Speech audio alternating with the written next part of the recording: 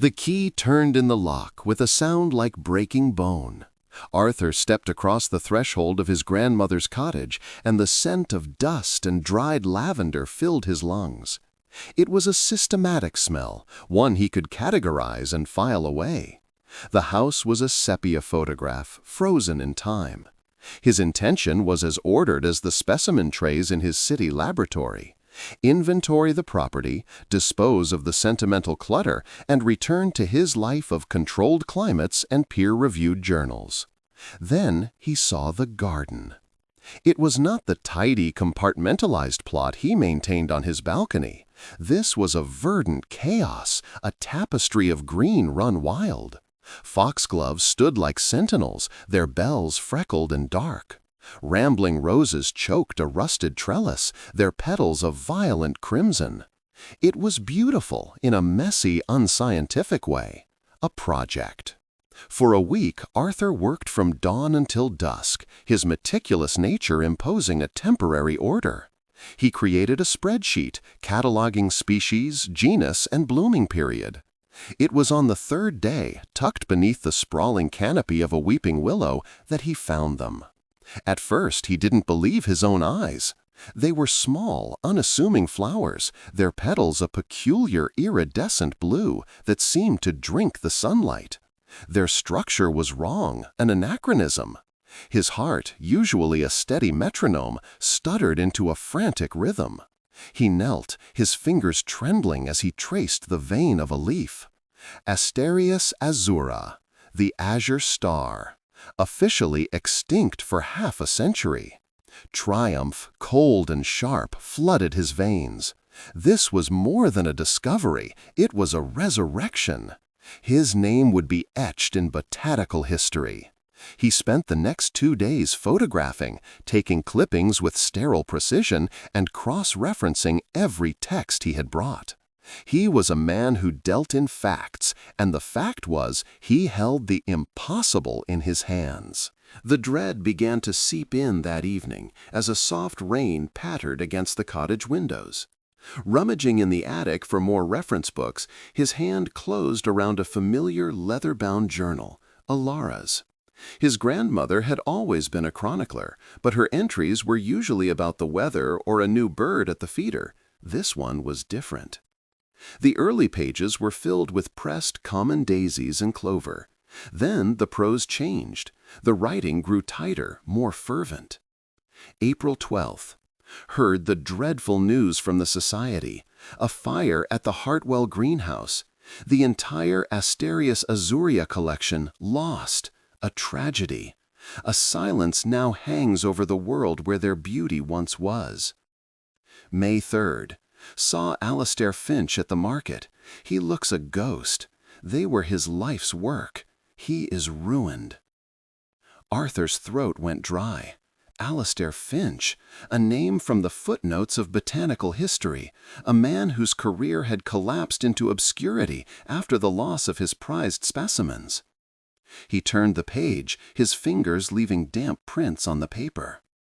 June 18th. I couldn't stay away. The greenhouse was a skeleton, but in a sheltered corner of the ruin, where a fallen beam had created a shield from the worst of the fire, one survived. A single shoot clinging to life. It was a miracle. It was a sin. I took it. I put it in my basket and I walked away. I told myself I was saving it, but I saw the look on Alastair's face the next day, a man digging through his own child's ashes. I am not a savior. I am a thief.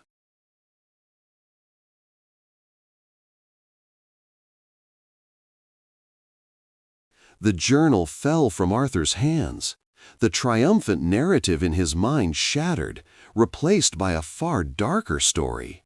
His grandmother, his gentle, lavender-scented grandmother, had not just preserved a species, she had stolen it. She had committed an act of scientific betrayal that had broken a rival and then nurtured her prize in secret, a living, breathing secret buried in her garden. The following days were a torment. The cottage walls seemed to press in on him. The azure stars, once symbols of glory, now seemed to watch him with accusatory blue eyes. He saw two paths, clear and divergent.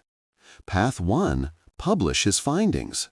He would be hailed as the brilliant botanist who rediscovered a lost treasure. The scientific community would celebrate him. His career would be made. But the first question would always be, where? And the forensic eye of botany would trace the plant's lineage back to this garden, to Ilara. Her name would be posthumously dragged through the mud, her memory transformed from that of a beloved grandmother to a notorious thief, her legacy destroyed. Path 2, do nothing. Let the azure stars live out their secret life in this hidden patch. In a few years, they would likely die out, their unique genetics lost forever. The truth would die with him. He would be complicit in the cover-up, protecting a ghost at the expense of scientific truth. He was in the garden, staring at the flowers, when a voice startled him. Quite a sight, aren't they? An elderly man stood at the low stone wall, leaning on a cane. His face was a road map of wrinkles, but his eyes were sharp and clear. "I'm sorry, the property is private," Arthur said, his voice rough with sleeplessness. "Oh, I know. I knew Ilara. We were colleagues once upon a time. I'm Alastair Finch." The name was a physical blow. Arthur's blood ran cold. He looked from the man's calm, weathered face to the iridescent blue petals and back again. This was no abstract moral dilemma anymore. This was the man his grandmother had ruined. "She had a magnificent touch," Alastair said, his gaze sweeping over the garden, lingering for a moment too long on the azure stars. A knowing look? Or just an old man's nostalgia? She could make anything grow, even things everyone thought were long dead. Arthur's heart hammered against his ribs. He could end it now, confess, offer the plants, the glory, back to their rightful owner. He opened his mouth, the words of apology and revelation poised on his tongue. But he saw the peace in Alastair's eyes. This man had made his own peace with the past. To dredge it up now, to expose the ugly truth of the theft, would be a fresh cruelty, a second ruination. It would not give him back his career, only the bitter ashes of a stolen victory. Alastair gave a small, sad smile. A beautiful legacy she left behind. Just a beautiful, quiet legacy. He nodded once, turned, and walked slowly down the lane, his figure dissolving into the hazy afternoon light. Arthur stood frozen, the unspoken words dissolving in his mouth. He looked at the flowers, then at the empty lane. The weight of the decision did not lift, but it settled, becoming a permanent part of his foundation.